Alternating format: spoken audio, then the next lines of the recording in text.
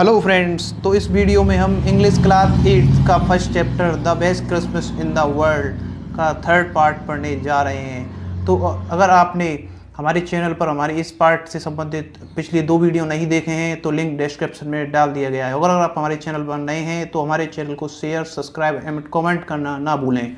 तो चलिए स्टार्ट करते हैं। I folded the letter again and slip it carefully back into its envelope. मैंने पत्र की पुनः तह बनाई और इसे सावधानी से वापस इसके किस पे डाल दिया, लिफाफे में डाल दिया। जो ऑथर है, पाठ के जो लेखक हैं, उन्होंने इस कहानी को पढ़ लिया है, वो कहानी पूरी हो गई है। अब वे बता रहे हैं कि जो मुझे पत्र था जिसमें मैंने ये कहानी पढ़ी थी, मैंने उसकी पुनः तह बनाई और उसे पुनः इस लिफाफे में डाल दिया। आई कीप्ड अवेक ऑल नाइट। मैं पूरी रात जागे रहा। मैं पूरी रात जागे रहा। By morning I knew what I had do. प्रातःकाल तक मैं जान गया था कि अब मुझे क्या करना था। By morning I knew what I had to do. मैं प्रातःकाल तक जान गया था कि मुझे क्या करना है। I draw into Bridgeport just a few miles away. मैं गाड़ी चलाकर ब्रिजपोर्ट गया, जो कि कुछ मील दूरी पर ही था। जो कि कितनी दूरी पर था? कुछ ही दूरी पर था Bridgeport. I asked a boy walking his dog where copper beaches way. House number 12 turned out to be nothing but a burned out shell. The roof gaping, the window burned up. मैंने एक लड़के से जो कि अपने कुत्ते को वहां घुमा रहा था पूछा कि कॉपर बीचेस कहाँ है। घर नंबर 12 कुछ नहीं था बल्कि एक जले हुए भवन का ब्रह्म आकार छत। इसकी छत खुली हुई थी, अर्थात ये घर टूटा हुआ था। ऐसा लग रहा था कि इस घर में भारी नुकसान हुआ हो। खिड़कियां तख्तों से ढकी हुई थी। खिड़कियां किससे ढकी हुई थी? बिन से ढकी हुई थी। House number 12 turn out in the thing but the turn out cell, the roof gaping in the window ward up. ये घर जो टूटा हुआ था, मैं इस घर में गया था, कोनी के घर में। ये घर पूरी तरह से टूटा हुआ था। ब्रह्मा आकार की छत खुली हुई थी, टूटी हुई थी, खिड़कियां तख्तों से ढकी हुई थी। I knocked at the house next door and asked if anyone knew the whereabouts of mister McPherson. मैंने इससे अगले वाले घर के दरवाजे को खटखटाया और पूछा कि क्या कोई श्रीमती मैकपर्सन का पता ठिकाना जानता है। मैंने अगले वाले घर का दरवाजा खटखटाया और उनसे पूछा कि क्या कोई श्रीमती मैकपर्सन का पता जानता है। Oh yes said the old man in his slippers, he knew her well. अरे हाँ, उस वृद्ध व्यक्ति जिसने चप्पलें पहनी थी कहा, मैं उसको भली भांति जानता हूँ। उसने कहा, जिसने चप्पलें पहन रखी थी, वृद्ध व्यक्ति ने, उसने मुझसे कहा, किससे कहा? ऑथर से, कि हाँ मैं मिस मैकपर्सन को बहुत अच्छी तरह से जानता हूँ। A lovely old lady, he told me, a bit muddle headed but at her age she was entitled to be, wasn't she. एक अच्छी वृद्ध महिला, उसने मुझे बताया, थोड़ा सन की दिमाग की, किंतु अधिक उम्र के अनुसार वह उसकी अधिकारी थी। क्योंकि अधिक उम्र पर इंसान चिड़चिड़ा हो जाता है। अक्सर हमारे साथ भी, हमारे बुजुर्गों के साथ भी ऐसा होता है कि अधिक उम्र हो जाती है तो वे चिड़चिड़े हो जाते हैं। तो उसने मुझे क्या बताया कि एक सन की महिला और बहुत चिड़चिड़ी महिला थी। चलिए आगे बढ़ते हैं। ए 101 ईयर ओल्ड, 100, उनकी मिस्टर कौनी थी, उनकी मिसेज कौनी थी, उनकी उम्र 101 साल थी। कितनी थी? 1 ईयर एगो, उनकी उम्र थी 101 year old. She had been in the house when it caught fire. वे घर के अंदर ही थी जब इससे आग लगी थी। इनके घर में आग लग गई थी जब वे घर के अंदर ही थी। No one really knew how the fire had started. कोई नहीं जानता कि यह आग कैसे लगी, इस आग का आरंभ कैसे हुआ। But it could well have been candles. लेकिन यह आग मोमबत्तियों से आरंभ हुई थी। The fireman had got there out just in time. और जो फायर ब्रिगेड था, जो आग बुझाने वाला था, उन्होंने उन्हें अहम मौके पर आग से बाहर निकाला था। She use candle rather electricity because she always thought electricity too expensive. वह लाइट की बजाय मोमबत्ती का प्रयोग करती थी क्योंकि वह समझती थी कि लाइट है वह महंगी होती है और जो मोमबत्ती है वो बहुत सस्ती होती है। She was in a nursing home now. She was in a nursing home now, he told me. Briglington House on the Dutister Road on the other side of town. वह अब एक नर्सिंग होम में थी। उसने मुझे बताया, किसने बताया? जो गली नंबर 14 के अगले मकान था उसने उन्होंने बताया ऑथर को कि वह अब एक नर्सिंग होम में रहती हैं। उसने मुझे बर्लिंगटन हाउस, डॉर्चेस्टर रोड पर, कस्बे की दूसरी तरफ। तो चलिए आगे बढ़ते हैं। I found Burlington house nursing home easily enough. Burlington house nursing home मुझे बहुत आसानी से मिल गया, क्योंकि यह एक बहुत फेमस जगह थी, इसलिए ये मुझे आसानी से मिल गई। There were paper chains up in the hallway and a lighted Christmas tree stood in the corner with a lopsided angle on top. Hall के रास्ते के ऊपर कागज की एक चेन बनी हुई थी और कोने में रोशनीकृत क्रिसमस ट्री खड़ा था, क्योंकि क्रिसमस ट्री खड़ा था जिसके शीर्ष पर एक तिरछा फरिश्ता था। फरिश्ता कौन था? Santa Claus. सांता क्लॉज होता है जो हमारे लिए क्या लाता है? गिफ्ट लाता है।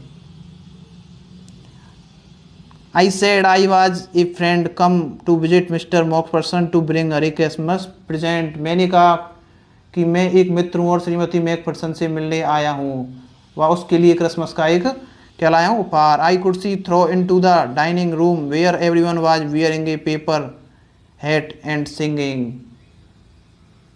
मैं शीशे में से भोजनशाला यानी भोजनशाला को देख रहा था, जहाँ प्रत्येक व्यक्ति ने कागज का हैट पहन रखा था और गा रहे थे। क्या गा रहे थे? क्रिसमस के गीत गा रहे थे। The matron had a hat on too and seemed happy enough to see me. और जो मैट्रन थी, मैट्रन कैसे बोलते हैं? जो बाकी प्रधान नर्स थी, प्रधान नर्स ने भी एक हैट पहन रखा था और मुझसे मिलकर वो बहुत खुश लग रही थी। मुझे लग रहा था कि वे मुझसे मिलकर बहुत खुश हैं। कौन? माँ की प्रधान nurse. She even offered me two mince pie. वे गलियारे में मेरे साथ चल आई। She even offered me two mince pie. She walked me along with corridor. वे गलियारे में मेरे साथ चलकर आई या रास्ते में मेरे साथ चलकर आई। Mister McPherson is not in with the other. श्रीमती मैकफरसन अन्य लोगों के साथ अंदर नहीं हैं, उन्होंने मुझसे कहा। सी टोल्ड मी, उन्होंने मुझसे कहा। She rather confuse today so we thought it best if she had a good rest. उसने मुझे बताया वह कुछ अंजसमस में थी, तो उसने सोचा और मुझे बताया कि उनके लिए आराम करना ही सर्वोत्तम होगा, इसलिए उन्हें आराम कराया जा रहा है। She has no family you know, no one visits. आप जानते हैं उनके कोई परिवार नहीं है, उनसे कोई मिलने नहीं आया था। प्रधानमंत्री ने ऑथर से कहा कि आप जानते हैं कि उसके कोई परिवार नहीं है, उनसे कोई मिलने तक नहीं आता। कौन नहीं आता मिलने? परिवार वाले, क्योंकि उनके जो पति थे वो तो जंग में थे और उन्होंने पत्र लिखा था जो कभी लौट कर नहीं आए, और पत्र भी ऑथर को मिला। So I am sure she will be only too please to see you. अतः मुझे यकीन है कि आपसे मिलकर ये वे बहुत प्रसन्न होंगी। She took me into a conservatory with wicker chair and potted plants all around and left me। potted plants and left me। क्या कहा है? potted plants and left me। अतः मुझे यकीन है कि वे आपसे मिलकर बहुत प्रसन्न होंगी। अतः वह मुझे कांच निर्मित कक्ष, एक कांच का कक्ष था यानी कमरा था, जिसमें खपच्चियों से बनी कुर्सियां थी और चारों ओर गमले वाले पौधे लगे हुए थे। वह मुझे वहां ले गई और उन्हें मुझे वहां छोड़ दिया। The old lady was sitting in the wheel chair. जो वृद्ध महिला थी वह व्हील चेयर पर बैठी थी। हर हैंड्स फोल्डेड इन हर लैप। उसके हाथ मुड़े होकर उसकी गोदी में थे, क्योंकि वो वृद्ध हो चुकी थी, तो जो उनके हाथ थे वह मुड़े हुए थे और उनके किस में रखे थे? गोदी में थे। She had silver white hair pinned into a wispy one. उसके बाल चांदी जैसे सफ़ेद थे। She was gazing out at a garden. और उन्होंने एक बालों में लत्थाथार जूड़ा बना रखा था और और गार्डन में बाहर टटकटी लगाकर देख रही थी। एकाएक निगाहें उनकी गार्डन की तरफ थी। हेलो हेलो आई सेड, मैंने कहा। She turn and looked up at me vacantly. वह मेरी तरफ घूमी और मेरी तरफ एकाएक निगाह लगाकर देखा। Happy Christmas Connie. मैंने उन्हें कहा happy Christmas Connie. I want on, I found this, I think it's yours. मैंने कहना जारी रखा, मुझे यह मिला है, मेरे हिसाब से यह आपका है। As I were speaking her I never left my face. जब तक मैं बोलता रहा उनकी जो आंखें थी वे मेरे चेहरे से नहीं हटी, क्योंकि उनसे कोई मिलने तो आता नहीं था, इसलिए वो मुझे देखती नहीं।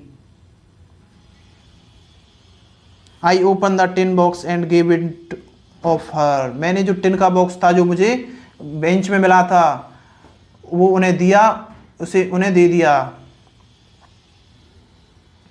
किन्हें दे दिया? मिस्टर कॉनी को दे दिया, मिसेज कॉनी को दे दिया। That was the moment her eye lift up with my recognisation and her face become suffused with the sudden glow of happiness. यह वह क्षण था जब उनकी आंखें पहचान से चमक उठी और उनका चेहरा प्रसन्नता से चमक उठा। क्यों चमक उठा? कि उनसे कोई मिलने आया है और उन्हें वो खत, उनके पति का खत लाया है जो कि कभी उनके पास आया ही नहीं था। I explain about the desk. मैंने उन्हें डेस्क के बारे में पूरी कहानी बताई कि मुझे ये पत्र कहाँ से मिला। हाउ आई फाउंड इट, मैंने ये कहाँ से पाया। But I don't think she was listening, किंतु मैंने पाया कि मैं सोच रहा था कि वह मुझे शायद सुन नहीं रही थी। फॉर ए वाइल, लेकिन किंतु कुछ क्षण। She had nothing but stroke the letter tenderly with fingerprints. कुछ क्षण तक उन्होंने मुझसे कुछ नहीं कहा, बल्कि अपनी उंगली से अग्रभाग से, मतलब उंगली के आगे वाले भाग से, जैसे हम उंगली से इशारा करते हैं, उस पत्र के स्नेह से सहला रही थी। अपनी उंगलियों से उस पत्र को प्यार से सहला रही थी, क्योंकि वह उनके पति का पत्र था, उसमें उनके पति का प्यार था। Suddenly she reached out and took my hand. अचानक वह बाहर पहुंची और उन्होंने मेरे हाथ को पकड़ा। किसके को? लेखक के को। हर आई वर फिल्ड विद टीयर, उनकी आंखें आंसुओं से भर आईं। You told me you had come home by Christmas dearest. तुमने मुझे बताया था कि तुम क्रिसमस तक घर लौट आओगे प्रिय, उसने कहा। उन्होंने मुझसे कहा कि तुमने मुझे बताया था कि तुम क्रिसमस तक घर लौट आओगे प्रिय। उन्होंने लेखक से ऐसा कहा, क्योंकि वो लेखक को अपना पति मान बैठी थी, उन्हें लेखक में अपना पति दिख रहा था, इसलिए वे लेखक से कह रही थी कि तुमने तो कहा था प्रिय कि तुम क्रिसमस के दिन तक घर लौट आओगे, और लेखक को अपना पति तो वे मानी बैठी थी। शी सेड, उन्होंने कहा, and are you here the best Christmas present in the world. और तुम आ गए, यह संसार का सर्वोत्तम क्रिसमस उपहार है, तुम आ गए, बस इतना ही। क्योंकि उनके पति तो पहले ही गुजर चुके थे, पर जो लेखक उनके लिए चिट्ठी लाए थे, उस चिट्ठी को देखकर उन्हें लेखक में अपने पति की झलक दिखाई दी और अपने पति से और लेखक से बातें करने लगे। कम क्लोजर, पास आओ। जिम डियर सिट डाउन, प्रिय जिम बैठ जाओ। और लेखक को अपना पति समझते हुए उन्होंने लेखक से कहा, जिम डियर सिट डाउन, मेरे प्रिय जिम बैठ जाओ। आई सेट डाउन बिसाइड हर, और जो लेखक हैं वे कह रहे हैं मैं उनकी बगल में बैठ गया। सी किस्ड माई चेक, उन्होंने मेरे गाल को चूमा। I read your letter so often Jim, मैंने प्रत्येक दिन तुम्हारे पत्र बार बार पढ़ा जिम। एवरी डे, प्रत्येक दिन। I wanted to hear your voice in the head, मैं मेरे मस्तिष्क यहाँ तक कि कानों में तुम्हारी आवाज़ सुनना चाहती थी। It always made me feel you were with me, ये हमेशा मुझे यह महसूस कराती थी कि तुम मेरे साथ हो, तुम मेरे साथ हो। It always made me feel you were with me, तुम मेरे साथ हो। एंड नाउ यू आर, और अब तुम भी हो। Now you are back, you can read it yourself, अब चूंकि तुम वापस आ चुके हो तो तुम स्वयं इसे पढ़कर सुना सकते हो। जब तुम खुद वापस आ चुके हो तो तुम इसे स्वयं मुझे पढ़कर सुनाओ। Would you do that for me Jim dear, क्या तुम वह मेरे लिए करोगे प्रिय जिम।